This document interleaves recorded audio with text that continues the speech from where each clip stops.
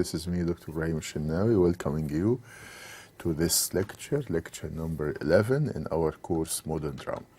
Okay, now, of course, as you know that in the previous lectures we finished lots of points about the play, and now, of course, it's very important that we need to analyze the text itself.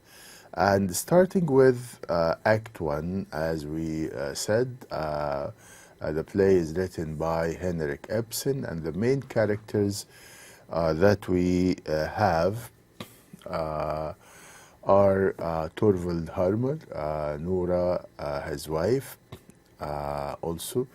We have Dr. Rank, we have Mrs. Lindy, we have Krogstad, and Helmer's 3 younger children, Annie, their nurse, a housemaid, and then we have also a porter who appears at the very beginning of the play. The action takes place in Helmer's house, and as you know, it starts with a room furnished comfortably and tastefully, but not extravagantly. A bell rings in the hall. Shortly afterwards, the door is heard to open. Enters Nora, humming a tune in high spirits. She is outdoors. She dresses and carries a number of parcels. These she lays on the table to the right. She leaves the outer door open after her, and through it is seen a porter who is carrying a Christmas tree, a basket, which he gives to the maid who has opened the door.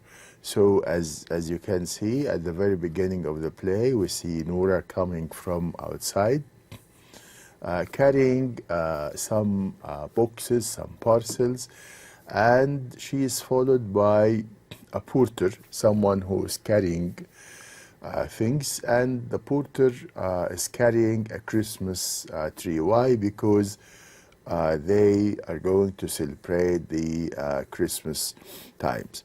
Now,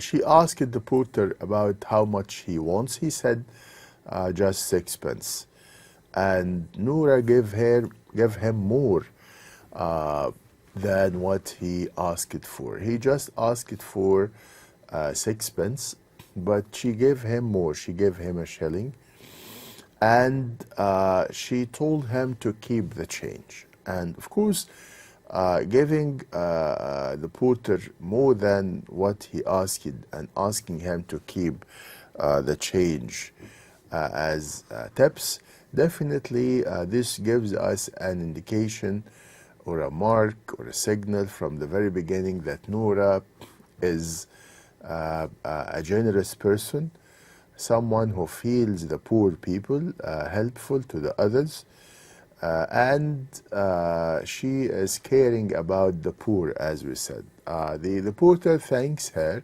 and goes out. Nora shuts the door. She is laughing to herself as she takes off her hat and coat. She takes a packet of macarons from her pocket and eats 1 or 2. Then goes cautiously to her husband's door and listens. Yes, he is in. So she checked if her husband is in his office or not, and she is sure now that he is there. Still humming, she goes to the table on the right, and Helmer could notice that his wife came from outside. So he calls out from his room, "Is that my little lark twittering out there?"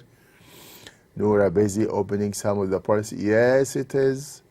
Helmer, "Is it my little squirrel puzzling about?" "Yes." Helmer, "When did my squirrel come home?" Nora, "Just now." So look, he is like spoiling her, choosing different names for her, calling her squirrel and calling her even lark. which is a singing bird. So this is also an indication that he is in love with her, that he loves his wife, calling her with different names of birds and even like animals, some pets. Noura just now puts the bag of macaroons into her pocket and wipes her mouth. Come in here, Torvald, and see what I have bought. Helmer, do not disturb me.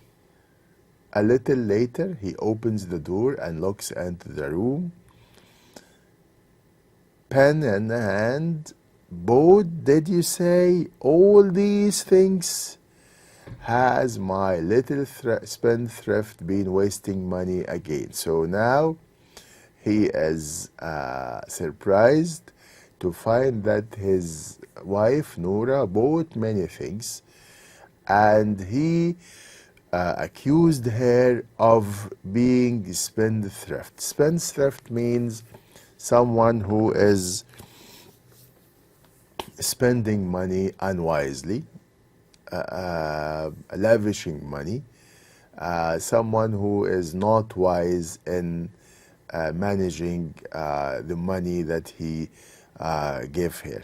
So he said, has my little spendthrift been wasting money again? Noura, yes, it will. But come here and let me show you what I have bought. She is happy with the things she bought, and she is telling him to come to see what she has bought. And so cheap. Again, she is defending herself, telling him that I'm not spending money unwisely. Even if I bought some things, still they are reasonable, even they are cheap. Look, here is a new suit for Ivor. So she bought a suit for Ivor. Who is Ivor? Ivor is one of her children. He is her son. And she bought him a suit and a sword and a horse and a trumpet for Bob. Bob is her other son, so she has two sons now. She bought a horse and a trumpet for Bob, and a doll and dolly's bedstead for Emmy. So she bought a doll for Emmy. Who is Emmy? Emmy is her daughter, right? Emmy is her daughter. So she bought some presents for her children, her two sons, Ivor and Bob, and also she bought another present or gift for her daughter Emmy. They are very plain, but anyway, she will soon break them in pieces. And there are dress lengths and handkerchiefs for the maids. Even she did not forget to buy things for the maid, which shows that she is kind-hearted. She is a nice woman, and she is actually, as I said, that she sympathizes with the poor. So she bought some presents for her children and even for the maids. Old Annie ought really to have something better. So she said that she needs to buy more for her. Okay. Helmer, very well. But now tell me, you extravagant little person. Now again, extravagant means someone who is spending money, as we said, unwisely. So what would you like for yourself? So he is asking her, what did you buy for yourself? Noura, for myself? Oh, I'm sure I don't want anything. So now this is a very good indication that Noura is not thinking of herself. She wants to make the others happy, and she is not thinking of her happiness. She is not a selfish person. On the contrary, she is living for the others. She is trying to make, as I said, the others happy, right? So this is a very good point about the character of Noura, that she is not that type who is only thinking of herself, selfish, wants to get all the things for herself. She said even she was surprised to be asked that question. She said, for myself, oh, I'm not sure. I don't want anything. Maid in the doorway, a lady to see you, ma'am, stranger. So the maid came and telling Noura that there is a lady waiting at the door and wants to see her, right? So in the doorway, a lady to see you, ma'am, stranger. Mrs. Lindy, in a dejected and timid voice, how do you do, Noura? So, undoubtedly, how do you know me? Noura could not recognize who is the person talking to her. Noura, doubtfully, how do you do? Lindy, you don't recognize me, I suppose. Noura, no, I don't know you. Yes, to be sure, I seem to. Suddenly, yes, Christine, is it really you? Now she could know her. She could